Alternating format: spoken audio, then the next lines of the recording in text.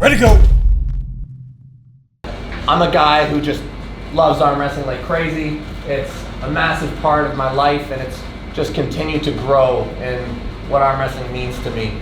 I've gotten to do it since I was a little child. I fell in love with competitive arm wrestling when I was a young man. I dedicated my life to figuring this sport out. Somehow I think I might have found myself at the top of this hill at some point, and now I just really continue to love it and continue to try and grow in different ways through the sport. I guess since the last time I was here, I've had some really good lessons. And I'll tell you, you don't always learn a lot from winning, you learn a lot from losing. And I just got some good losses, so I've gotten some really good lessons. The thing that I think has really changed since last time is I've started to understand a concept that I've really tried to live with, and that concept is no failure. And it might not mean what you think it means. No failure doesn't mean you're winning at all costs or anything. And no failure means basically a way of getting the most work done with the least amount of trauma. Okay, so the way I think about getting good at anything is it's about an investment of energy. All right, we all have an amount of energy that we have in our lives.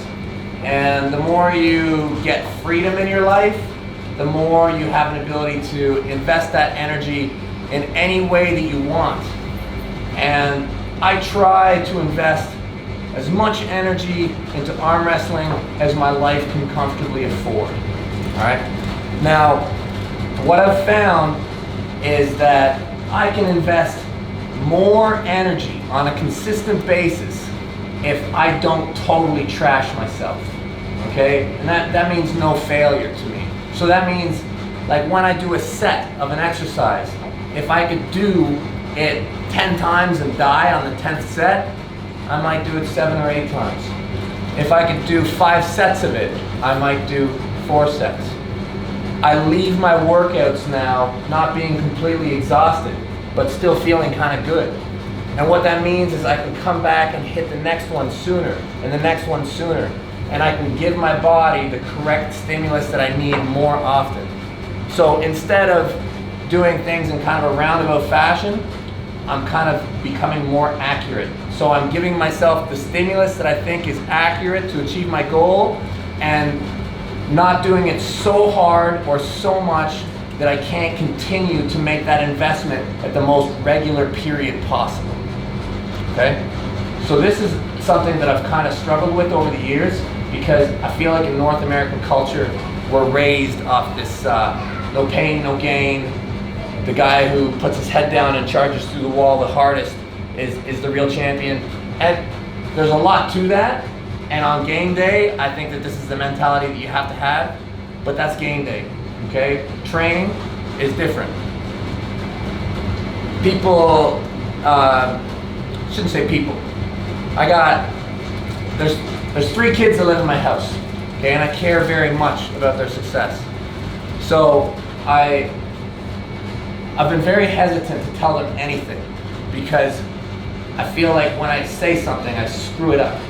And it's like making pancakes. And the first pancake's always screwed up, you know? And I don't want to screw it up, so I'm hesitant. But my oldest son now is 16 years old, and he's starting to really get interested in training. He's lived, under our roof, and he's seen, the whirlwind that's arm wrestling that is in our garage every other night, and the arm wrestlers have come through, so he's seen it. But we talk about training, and I feel like the best thing that I told him was the most important thing. So we started talking about physical training and getting strong and all that. Talk about methodology and everything. And what I told him is what's much more important than any program or anything that you're ever told, because there are many programs out there. and so many of them will work. They really all will. And it's not so much about the program. It's really about super clear definition of your goal. Super clear definition. And when this is even a bit shady, this is what needs refinement more than anything in arm wrestling or anything. So he's like, well, I want to get strong. How do I get strong? And I'm like, oh God, don't make a mistake. Don't tell him something that he lives by or something. All right, I don't want to screw him up. So the ultimate teacher is always your body. It's always your body. And your body is so smart. And somewhere along the lines, I feel like our culture has twisted us a little bit in this feeling that somehow we have to hurt a lot. And somehow we have to, make ourselves feel pain. And what I feel like I've really learned is that it should never hurt unless your back's against the wall, okay? When you are free to get stronger and develop, it only feels good, okay? Your body's not gonna lie to you, okay? It knows what it wants. It knows if your goals are clear, it will feel good, okay? The practice of getting stronger, the practice of arm wrestling, the practice of development in any field, your body will tell you when it starts to hurt that it's time to stop. It should only ever be a pleasurable experience, unless your back's against the wall, and then you run through it, right? So this is what I told him, and then he's like, okay, well still, how do I do it? How do I do it? Because, I'm gonna listen to my body. How do I go forward? And it's all about risk. It's about taking small risk, and then bigger risk, and then bigger risk, until you get an injury, okay? And then you know where that line is, and then you tailor it back, and then you have your band to where you play. So I know this is all very vague, okay? But this is the best information that I can possibly give you, because I've done many programs over the years. I've done programs of periodization, I've done programs of 1RM, I've done programs of cross training, and the truth is they all work. They all work very well. The only thing that's gonna make them work better is the amount of dedication that you give to them and the belief that you back it up with, okay? So this is the base of everything that, from here forward when I speak, I'm only gonna make mistakes, okay? And I will make some mistakes with you guys, but this is the base, okay, that I think is the most important thing to always remember when you're trying to achieve anything. Okay, so, all right, so what is arm wrestling to me? Arm wrestling to me is competitive arm wrestling. So it expresses itself a few different ways depending on what league you're in. I'm a World Arm Wrestling League guy, but all the leagues are great, I love them all. So what does that express itself as? You gotta be healthy overall, but really, if you wanna be a great arm wrestler, it's really, in my mind, it's like, it's four main things that comprise, like, I'm gonna say it's like 90% of arm wrestling. And then from there, the rest of it is like 10% odds and ends. And when you talk investment of energy, don't worry so much about the details. Worry about the meat and potatoes of the sport when it comes to your energy investment. When it comes to thinking, what do I do? What's my next step for greatness? Okay, the regular, safe practice of arm wrestling with like-minded individuals who care for each other, which you guys have, okay? Brisbane, you guys are legendary already, okay? You guys hold all the top-ranked arm wrestlers in Australia. There's only a couple outside, okay, of this club, right? You got some odds and ends, but you guys are holding greatness here in Australia.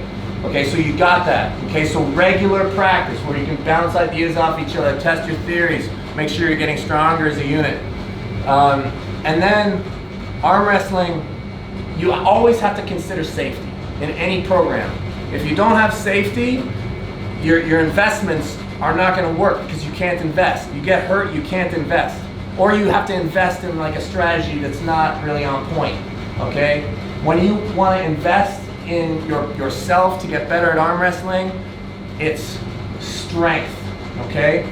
Arm wrestling is strength in 4 vectors. 4 vectors is 90% of the game, okay? It's how much you can do this, okay? This is the technical superiority to dictate a match, okay? It's re-gripping, it's advantage in the set, it's the bleed, it's controlling the top of the technical pyramid. It doesn't mean you're gonna win. You just get to dictate. It's in every move, it'll dictate who has technical superiority. Big part of arm wrestling, okay? Then there's the strongest part of arm wrestling, in my opinion, the cup. The cup, right? Bringing it close to your body. This chain that brings things from far away right to your heart, right? Through your wrist, right? There's lots of ways to train it, and there's variations. The cup. The prevention of the cup, pronation, or the stopping of becoming supinated, right? This chain, that's 3. The last one is keeping your arm inside your body through supination. These 4 movements you should do every day of your life, except for a few days before you compete, or weeks, or whatever your taper dictates. But these 4 movements should be every day. People talk about, you know, should you train every day? Yes, you should. Yes, you should. If your body can handle it, you should train heavy as much as you can. I know that you can do it. I've done it. I've trained every day of my life for arm wrestling since I was probably 18 or 19 years old. Okay, the only days I've missed in my whole last 25 years are a few days before competition here and there. Okay, and I know you can do it, but again, okay, I'm going to go back to saying that it's whatever system you believe in. And just because one person tells you you can do something, always come back to your own body, because there's many strategies that work, and the one that you believe in more than anything is going to work best for you. Okay, but I am proof that it can be done. You can train every day.